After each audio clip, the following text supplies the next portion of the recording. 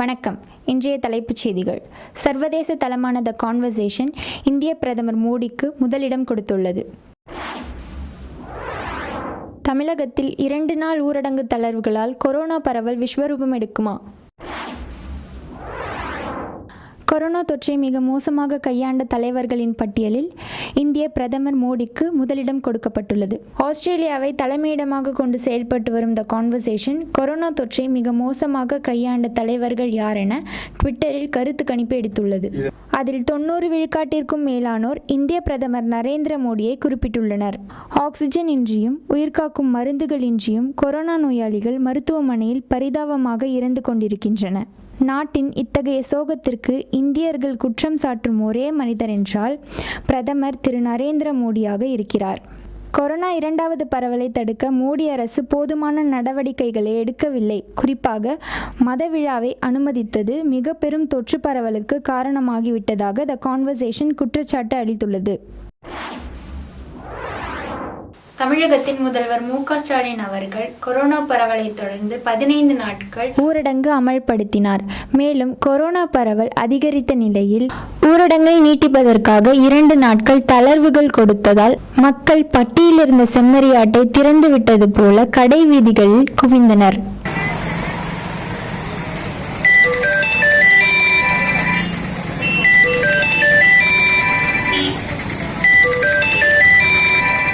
ஏன்னா மக்கள் நடமாட்டம் ரொம்ப அதிகமாக இருக்குது. இன்று ஞாயிற்றுக்கிழமை எல்லோரும் வந்து ரஜித் சத்யராஜ் ரிச் ஸ்ட்ரீட்டில் நான் இன்றைக்கி எல்லா மக்களும் ரிச் ஸ்ட்ரீட்டில் சரியான க்ரௌடு.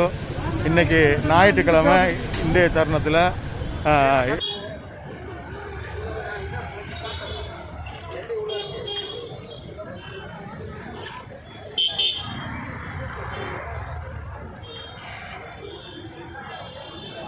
மக்கள் பொது இடைவெளியின்றி கடைகளில் குவிந்ததால் கொரோனா பரவல் அச்சம் அதிகரித்துள்ளது. நமது வீர தலைமுறை செய்தியாளர்களாகிய ஹரிணி மற்றும் கல்பனா அவர்கள் பொது இடங்களில் முகக்கவசம் அணியாது வந்த மக்களிடம் முகக்கவசம் அணியும்படி விழிப்புணர்வு செய்தனர். கொரோனா அதுவும் மாஸ்க் போடாம இருக்கீங்களேம்மா, மாஸ்க் போடுங்கம்மா.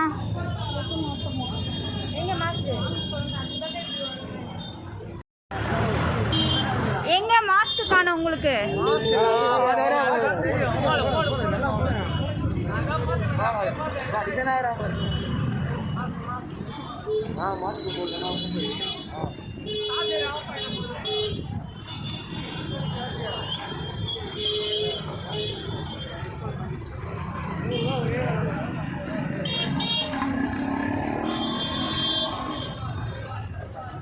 மீண்டும் இது போன்ற பல்வேறு செய்திகளுடன் உங்களை சந்திக்கும் வரை உங்களிடமிருந்து விடைபெறுவது உங்கள் ஃபாத்திமா ஹானி. நன்றி, வணக்கம்.